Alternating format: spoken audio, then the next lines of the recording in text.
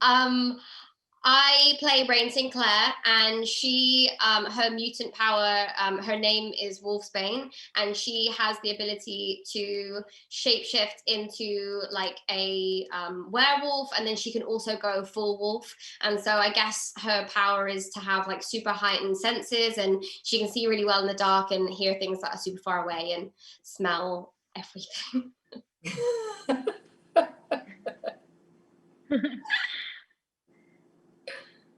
Hi, I play Danny Moonstar, and my power is to make people's deepest fears come to life. And it can like really physically hurt you, it can kill you. But yeah, it's a Mirage, which is my superhero name, Mirage. Yeah. I play Dr. Cecilia Reyes. She's the person taking care of this medical facility that has these new mutants. And she is a mutant herself. She can put force fields around her and around people.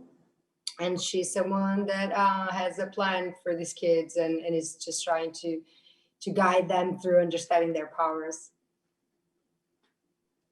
All right, next question. How did you approach these characters, each of whom has suffered some pretty hardcore stuff? I imagine there is a fine line between playing your roles as someone the audience feels for and can relate to without making them whiny and annoying. Ooh, interesting question, girls. Yeah, I think for the biggest thing that stood out to me was with Rain is how much she doesn't say. And so there's a lot with her that is internalized. And so that can be quite a difficult thing to do when you are in a room full of actors and all of you are playing these characters and you're trying to, you know, be a prominent player and you have nothing to say, and so I think that gives you a lot of space to just internalize a lot. And as an actor, I think I definitely learned a lot about myself in trying to discover the person within me who doesn't speak at any given moment and who does keep a lot of things like within her own head. And I think a lot of people are going to really relate to that. Me, not so much, because I can't stop talking. But people who are watching this film will. You know, playing Danny is hard because she has to talk about what happened to her a lot, even from the beginning, because she's just gotten there.